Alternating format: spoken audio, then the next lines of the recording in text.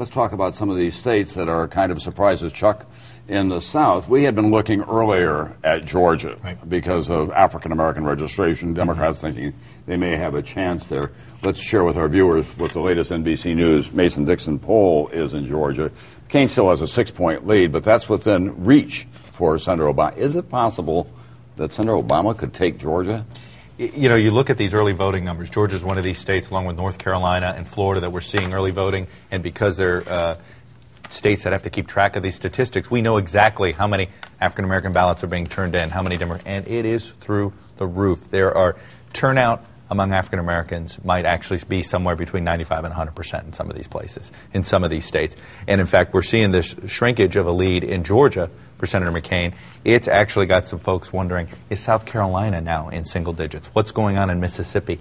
That this prediction of big African-American turnout that everybody thought might happen, we're seeing play out so far in some of these early voting states. And when you look at Georgia and compare, which is a lean McCain state, compare where McCain is here in Iowa, a lean Obama state. And that just shows you the battlefield here right now, the battleground, where it is shifted. Even the lean McCain states, Obama has a better shot at right now than McCain does in these lean Obama states. All right, let's take up Missouri. Missouri is a real bellwether state for the Republicans, and it's effectively a dead heat at the moment. It is, and it's the longest streak of the state getting it right. You know, we always like to look at that one state, but it usually is a trailing indicator of where the national polls are, and it's still a Republican state. It is, you know, a pinky on the scale for the Republicans, not a big thing. But if you see a surge for Obama of 5 or 6 points nationally, then he's probably tied or maybe even a little bit ahead in Missouri. Kelly, we hear a lot about the Obama organization and getting out the vote, which is the great strength of President Bush 4 years ago. What about the McCain get out the vote operation?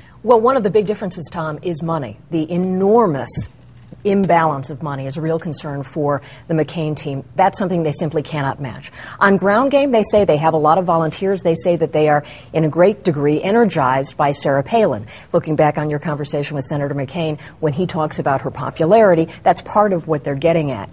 One of the things that's interesting, I find, in talking to advisors is with that enormous advantage in polling, in money, in everything that has been the sort of cultural experience of Barack Obama, that he has become almost like an incumbent when you consider the typical power of an incumbent in a race.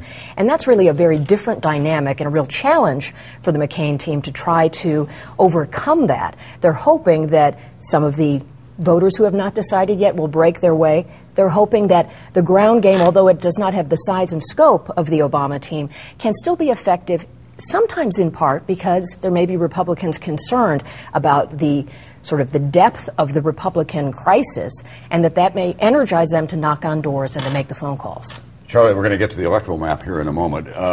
But if voters often in the closing days of a campaign size up everything, and if they see this thing moving too swiftly in one direction, aren't there going to be some voters out there in the middle who are going to say, I don't want that to happen, I'm going to be, if you will, an anchor to windward? Sometimes that happens. Although this is an election where, you know, back over the summer, Obama was averaging like a 3-point lead. And at that point, every little thing was important. But then September hit, mid-September hit, and the markets hit. And now I think you can Monday morning quarterback a lot of these people. You could say, well, if McCain had just done this or that, if he had picked Palin or not picked Palin, if he had done this, you know, after September, little things didn't matter anymore. This thing got just so incrementally harder that it could be that people pull back a little. But we're not seeing any metrics, the things that Chuck was talking about. We're not seeing any that's showing this thing sliding backwards. All right, let's take a look at the electoral map. Here's where it was a week ago. And here's the key number, it seems to me. We had likely or lean Obama a total of 264 electoral votes. You need to get to 270. Those states that are in yellow, as you can see, like Nevada and Colorado and Ohio and Virginia and some new ones in Florida. Those are the states to keep your eye on. Now, a week later, Chuck Todd and our experts have done an analysis, and likely lean Obama 286, and what we've done there is move Virginia and Colorado to a different category, Chuck. We've shifted them to lean Obama. Now, our map, we do not base it solely on polls. We base it on a lot of things, advertising, organization on the ground, what's going on, and it is clear that now Obama has an advantage. Does this mean we think he's a lock to win Colorado, Virginia, even some of these other states that have been? No, it means if we were Las Vegas odds makers, we'd say he's the favorite. You know, he's a 4 or 5 point favorite in some of these places, maybe even 6 or 7 in a place like Iowa. But this is a shift. Now, why is it important? If he does lock in Colorado and Virginia, first of all, what's not in his column right now? Florida and Ohio, the last 2 states.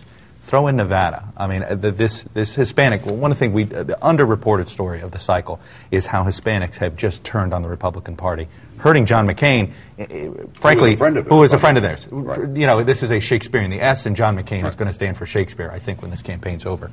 And if you move Nevada now to 290, and then you get to 291, that gives Obama the luxury of actually losing Pennsylvania and still staying at 270 if everything locks in. So he has developed a path to 270 without Ohio, Pennsylvania, and Florida.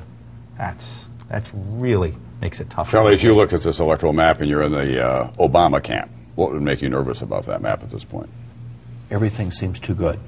That it's like, no. There's no way things are going this well. What's going to go wrong? I mean, that's what would terrify me. All right, and in the McCain campaign, Kelly, where you spend a lot of time, obviously, late at night in the bar, what makes them nervous? Well, I think they are most concerned about the fact that they believe they have made an argument that John McCain has the life experience, the willingness to work across the aisle, and that has not caught on. That has been, I think, a very difficult thing for them. They argue frequently that they don't feel that they have had the same fairness of treatment in the media.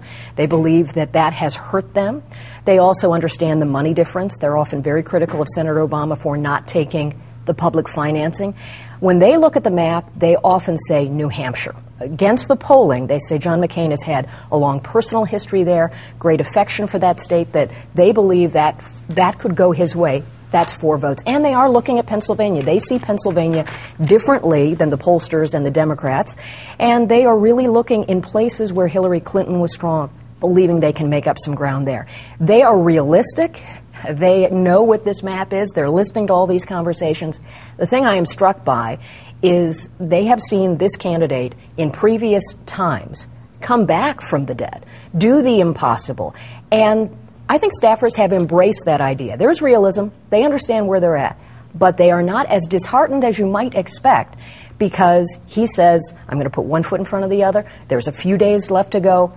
And they really push on. So there is not a sense of overwhelming defeat. In fact, there is a sense of we're going to show them. So that's, I think, one of the things I've been surprised by. Still a warrior. Very much so. And that really kind of bleeds into the whole staff. You don't see much, long faces.